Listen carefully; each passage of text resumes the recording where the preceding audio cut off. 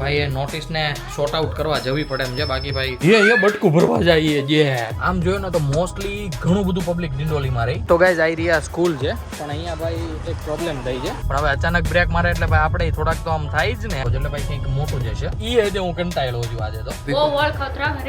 અને શું કહેવાય છો તોરણિયા. અત્યારે અમે જઈ રહ્યા છીએ ભાઈ એક શ્રીમંતમાં. અરે એસિડિટી કાંઈ ખાધું જ નથી મેં. Hey guys, welcome back to our new blog. હું છું નયન આહિર. આજનો બ્લોગ આપણે કરી રહ્યા છીએ 11:30 વાગે સ્ટાર્ટ. નાઈ ધોઈને એકદમ મસ્ત મજાનો રેડી થઈ ગયો છું. અને ગાઈઝ આજે આપણે જવાનું છે ડિંડોલી. ડિંડોલી શું કામ જવાનું છે? કારણ કે ભાઈ આપણા નામની એક આવી છે નોટિસ. ભાઈ એ નોટિસને શોર્ટ આઉટ કરવા જવી પડે એમ છે. બાકી ભાઈ સરકારના ચોપડેથી આપણું નામ નીકળી જાય. તો શોભા તને ગમશે? હે આયા જો ભાઈ બટાકી લાટી તૂટી ગઈ.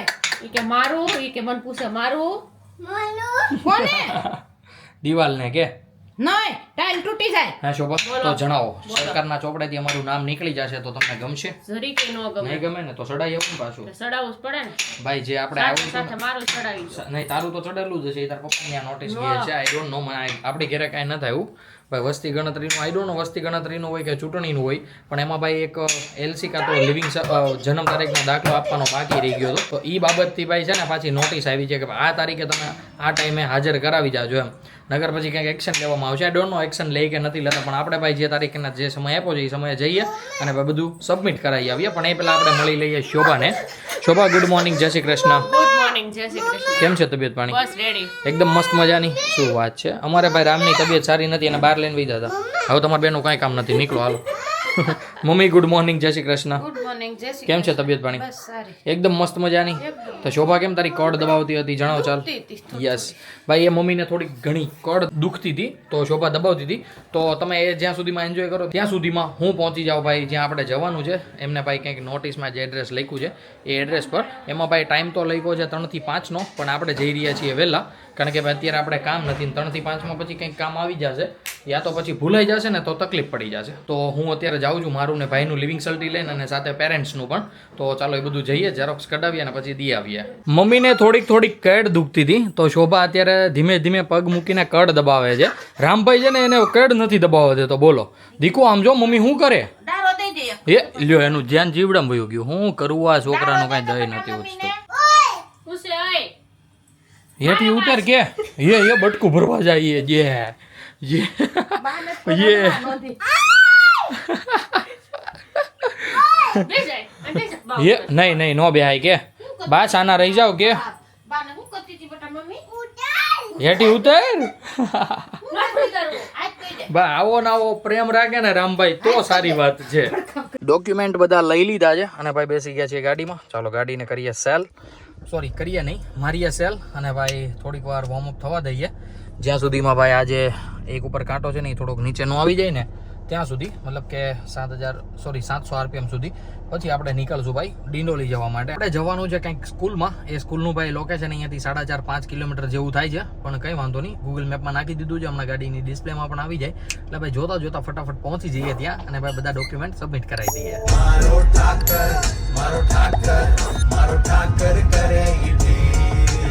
અત્યારે હું પહોંચી ગયો છું ભાઈ ડિંડોલીની મેન ચોકડી પર. અને ભાઈ અહીંયા સિરિયસલી બહુ જ જાજુ બધું ટ્રાફિક થતું હોય છે. લગભગ હું 10 મિનિટથી તો ઓલરેડી ટ્રાફિકમાં ઊભો જ તો. હજુ 10 સિગ્નલ ખુલ્લું છે. સિગ્નલે પહોંચતા હું મારે 2 વાર સિગ્નલ બંધ થઈ ગયું અને લગભગ પાછું પણ થઈ ગયું. જો આ ત્રીજી વાર છે લગભગ ભાઈ. સિરિયસલી આ ચોકડી ભાઈ એટલી બીઝી ચોકડી છે ને વાત પૂછોમાં. આમ સીધા જઈએ તો પાંડેસરા નીકળાય, આમ જઈએ તો ભાઈ મધુરમ સર્કલ ને આમ જઈએ ને તો ઉધના ભાઈ ખુલી ગઈ છે લગભગ પોલીસવાળા. નહીં ઊભી જ છે, હજી બંધ જ છે. આમ જઈએ તો ઉધના. આમ જોઈએ ને તો મોસ્ટલી ઘણું બધું પબ્લિક ડિંડોલીમાં રહી. મતલબ કે જે નોકરિયાત વર્ગના માણસો હોય ને એ બધા. એટલે ભાઈ સિરિયસલી બહુ જ જાજુ એવું ક્રિએટ થાય છે ટ્રાફિક. પણ કંઈ વાંધો નહીં, ધીમે ધીમે નીકળી જઈએ અહીંયાથી. અને અહીંયાથી કંઈક 1.9 કિલોમીટરનો રસ્તો છે અને 7 મિનિટ બતાવે છે. હવે સિગ્નલમાં જેટલી વાર લાગે એટલું મોડું થશે. ડોક્યુમેન્ટ સબમિટ કરાવવા જતા ભાઈ મને દેખાઈ ગઈ હતી ઝેરોક્સની દુકાન. તો ભાઈ ઓબ્વિયસલી ઝેરોક્સ કરાવવાની હતી તો આપણે ઝેરોક્સ પણ કરાવી લીધી છે. તો ગાઈઝ આવી રહ્યા સ્કૂલ છે, પણ અહીંયા ભાઈ એક પ્રોબ્લેમ થઈ છે. અહીંયા ભાઈ જે સુનાવણી કરવાના હતા ને આપણી નોટિસની એ લોકો જ નથી. એ લોકોને મેં ફોન કર્યો તો એમણે એમ કીધું કે અમે આવશું 3 વાગ્યે. તો હવે આપણે પાછું ભાઈ 3 વાગ્યે આવવું પડશે. હવે પાછા આપણે ઘરે જતા રહીએ. તડકો ખાવો નથી અને ભાઈ ગાડી મૂકી હતી થોડીક દૂર, એ પણ છાંયે. કારણ કે ભાઈ તડકો ખબર નહીં શિયાળો છે તો બહુ જ થઈ રહ્યો છે. તો ચાલો ફટાફટ જઈએ અને ઘરે પહોંચી જઈએ ને પાછા ભાઈ હવે 3 વાગે જ આવું છું. હવે આ છે ગાઈઝ ડિંડોલીનો રેલવે ફાટકનો બ્રિજ. અને ભાઈ એક મેં વાત અહીંયા નોટિસ કરી, રિક્ષાવાળા છે ને ભાઈ અહીંયા ગમે ત્યારે બ્રેક મારી દે એમ. મતલબ કે તમે એની ઉપર છે ને 1 સેકન્ડનો અથવા ભાઈ 1 મિનિટનો પણ ભરોસો ન કરી શકો. એને બ્રિજ ઉપર પેસેન્જર મળે ને તો ભાઈ બ્રિજ ઉપર જ બ્રેક મારી દે. સિરિયસલી ગજબ છે. મારી સાથે આગળ 2-3 વાર થયું. હું ભાઈ વિડીયો શરૂ કરવામાં રહું ને ત્યાં પછી નીકળી જવાનું થાય એવું થાય એમ. પણ હવે અચાનક બ્રેક મારે એટલે ભાઈ આપણે થોડાક તો આમ થાય જ ને એમ, કારણ કે આપણી પાસે 4 વ્હીલ છે અને આમાં કાંઈ થયું એટલે ભાઈ આપણી ગાડી પડી રહે 1-1.5 મહિનો કંપનીમાં. એટલે ભાઈ થોડુંક સાવચેતીથી ચાલવું પડે એમ છે. ડિંડોલીમાં તો આ સાઈડ હું પહેલી વાર આવ્યો છું. ડિંડોલી ચોકડીથી રાઈટ સાઈડ, મતલબ કે ઉધના જઈએ ને એ રસ્તા પર. બાકી ઓલી મધુરમ સર્કલ જતા હોય, પાંડેસરા જતા હોય, એ બધી વસ્તુ અલગ છે. બાકી ભાઈ આ રોડનો તો કોઈ અનુભવ જ નથી. હું તો પહેલા બ્રિજની નીચે વયો ગયો હતો, ઓલી સાઈડ હતો ને ત્યારે. મને એમ કે બ્રિજની નીચેથી જવા છે ઈરીએ સ્કૂલે, પણ ભાઈ નીચે તો હું આગળ જતો રહ્યો ને એમ ભાઈ રેલવે ફાટક આવી ગઈ.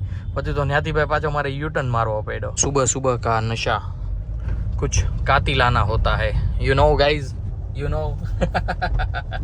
મેરી પહેચાન મેરા ખાટુવાલા શ્યામ. ડિંડોલીથી જતો તો ઘરે, પણ ભાઈ અચાનક વચ્ચે મને એક કામ યાદ આવી ગયું. તો અત્યારે હવે હું જઈ રહ્યો છું હીરાબાગ. વરાછાનો આખો રોડ ખોદી નાખ્યો છે. એના લીધે ભાઈ કંઈ ટ્રાફિક થઈ રહ્યું છે એવી. જોવો જે મેઇન રોડ છે ને આખો ખોદાઈ ગયો છે. અત્યારે ખાલી શરૂ છે તો BRTS રોડ જ છે.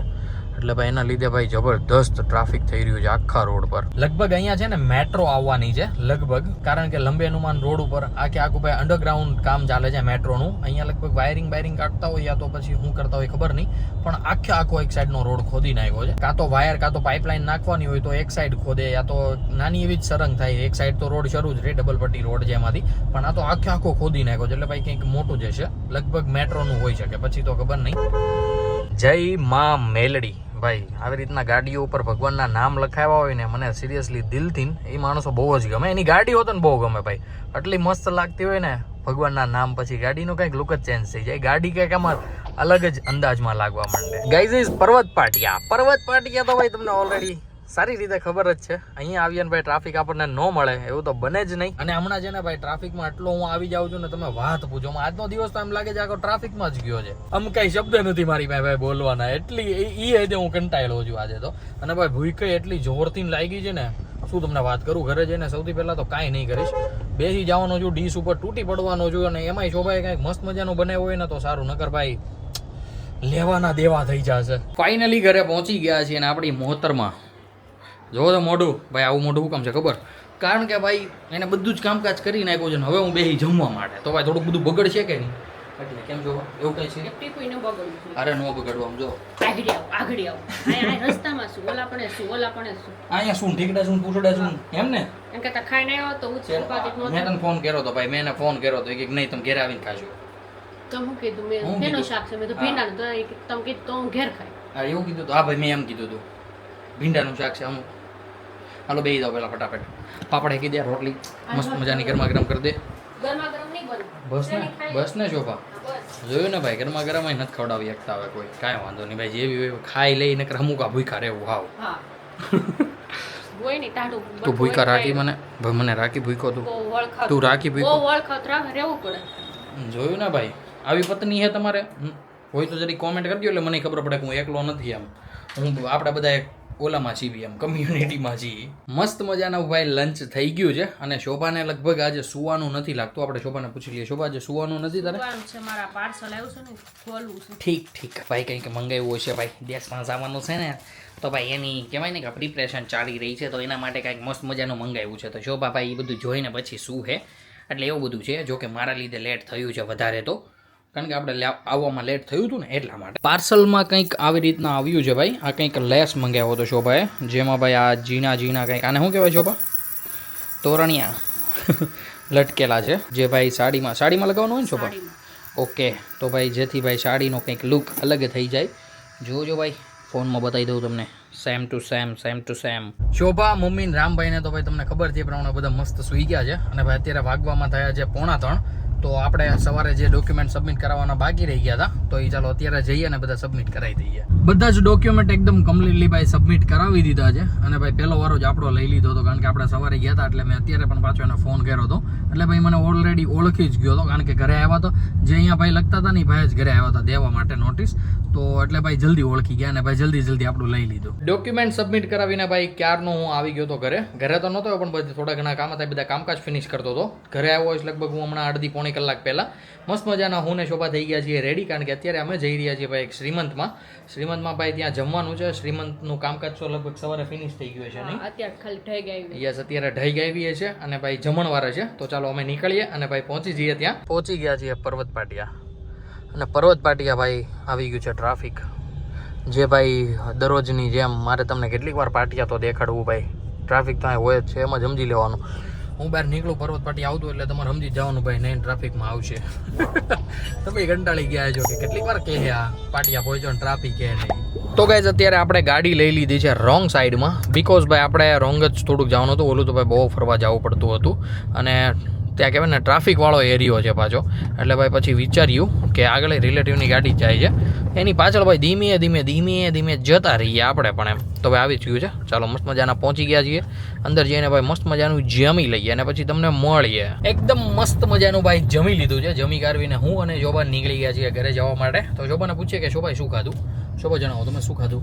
આપણે ઢોસા યસ ઓકે પછી બસ એટલું જ મંચુરિયન અને ઢોસા. મેં પણ મંચુરિયન ઢોસા પુલાવ પાણીપુરી ખાધી છે મેં 2-3 બાકી ભાઈ વધારે કાંઈ શાક પૂરી કે એવું કાંઈ નહોતું લીધું. બાકી રસ હતો રસ એક વાટકો પીધો છાશ પીધી એવું બધું હતું ભાઈ મજા આવી. હા આમાં શરદી હું માણ હારી થશે એટલે રસ પીવે થોડો પાછો ઉફાળો રહે ને શરદીનો. યસ શોભાનો અવાજ સાંભળીને તમે સમજી શકતા હશો કે શોભાને થશે મને નહીં થશે કારણ કે મને એવું નથી લાગતું કે શરદી થશે એમ. શોભાને તો હડહડ કરવા માંડી. છોકરી પાણીપુરી ખાય ને હા એટલે હડહડ કરે. બોલો ભાઈ એવું હોતું હશે ભાઈ મને નથી લાગતું. આ બધી ભાઈ વાહિયાત વાતું છે તો ઈ ભાઈ તમને લાગે વાહિયાત? યસ બાકી ભાઈ આગળનો રોડ તમને બતાવો ભાઈ જોજો આખો ખોદી કાઢેલો છે કેનલ વાળો રોડ. એક જ સાઈડ ચરું છે ખાલી ચરું છે. તો ભાઈ હવે અહીંયાથી મસ્ત મજાના જતા છીએ ઘરે હે કે ઘરે જઈને રામભાઈની શું હાલત છે એ પણ આપણે જોઈશું કારણ કે લગભગ આપણે કેટલા વાગે 7 વાગે નીકળ્યા હતા? હા 7 વાગે અમે ઘરેથી નીકળ્યા હતા. અત્યારે 9:30 જેવું થઈ ગયું છે અને આઈ થિંક તો રામભાઈને યાદ આવી જશે મમ્મીની. આવી હતી મમ્મીનો ફોન આવ્યો હતો ને તે મમ્મી કરતો હતો જોયું ભાઈ તો મમ્મીએ કીધું કે હવે મમ્મી સાંભળી સહી કે વયાવો એમ મેં તો જે જમવા બેહાડતી થાય ને. યસ ભાઈ સિરિયસલી અહીંયા બહુ જ લેટ થઈ ગયું હતું. 8:30 વાગે તો ડીશ પાડી હતી. હા ભાઈ ઈનો પીવી પડશે આજે હોડ કરાવે છે કેટલો કીનો પણ ખાવાનું ખાય તો કાંઈ ખાધું જ નથી મેં. એક જ વાર બધું લીધું હતું અને એ લિમિટમાં થોડુંક મંચુરિયમની 4 ગોળી લીધી હતી. ઢોસાનું એક પેપર લીધું હતું મતલબ હાફ હતું ને એક ભાગ લીધો હતો અને થોડાક પુલાવ 2 પાણીપુરી બસ એટલું જ તો ખાધું. બીજું કાંઈ ખાધું ને છાશ મેં પીધી વધારે કે જેનાથી ભાઈ બેસી જાય પણ નહીં. આઈ ડોન્ટ નો વાય કેમ ગેસ થઈ રહ્યો છે પણ હવે કરના પડેગા કુછ ઉસકા. બાકી આપકો કુછ હો રહેલા હે? નહીં મને કાઈ ન થાય દેગા ભાઈ અમે તારી કામ કરવાનું દોડવા મળશો ને તો બધું ખાધેલું ક્યાં વહી ગયું ખબર નહીં પડશે. Right she is right. Guys અહીંયા છે ને ભાઈ મસ્ત મજાનો રોડ બન્યો છે. આ પટ્ટો છે ને વ્હાઈટ પટ્ટો એની ઓલી બાજુ ભાઈ બધું કાચું છે તો એ કાચા પટ્ટામાં છે ને સાયકલ વાળા અને 2 વ્હીલ વાળા ચાલે છે. એટલે મને વિચાર એ આવ્યો છે જુઓ છે ને કે એ પટ્ટો ભાઈ પટ્ટા પછી સાયકલ ને 2 વ્હીલ હાટું માર્યો છે કે પછી રોડ વચ્ચો પટ્ટો માર્યો છે ને ત્યાંથી રોડ બાકી છે. એ ભાઈ તમને જરીક આઈડિયા આવ્યો હોય ને તો તમે જરીક મને કોમેન્ટ કરીને જણાવજો. મને તો કંઈ દઈ હુજી નહીં એમાં. કપડાં થઈ ગયા છે ચેન્જ. શોભાએ મસ્ત મજાનો રામભાઈને સુડાવી દીધો છે મતલબ મમ્મીનો પણ હાથ હતો થોડો ઘણો અને હું જતો રહ્યો તો ભાઈ શોભાને મૂકીને તરત જ આપણા ફ્રેન્ડ્સને મળવા માટે કારણ કે ભાઈ બહુ જાજો સમય થઈ ગયો તો આપણે નહોતા મળ્યા. તો ભાઈ ફાઇનલી આપણે આવી ગયા છીએ ઘરે અને ભાઈ બધા જ સૂઈ ગયા છે. હું પણ વિચારું છું કે હું પણ મસ્ત મજાનો ફ્રેશ થઈને જતો રહું સુવા માટે. તો ગાઈઝ આપણે આજનો વ્લોગને કરી દઈએ અહીંયા જેન્ડ. આઈ હોપ કે આજનો વ્લોગ તમને બધાને ગમ્યો હશે. ગમ્યો તો ભાઈ લાઈક કરી દેજો. ચેનલ પર કોઈ નવું હોય તો ચેનલને સબસ્ક્રાઇબ કરી લેજો. મળીએ કંઈક આવો જ ધમાકેદાર વ્લોગ સાથે. ત્યાં સુધી બાય. અચાનક એક કામ યાદ આવી ગયું છે જે હીરાનગર છે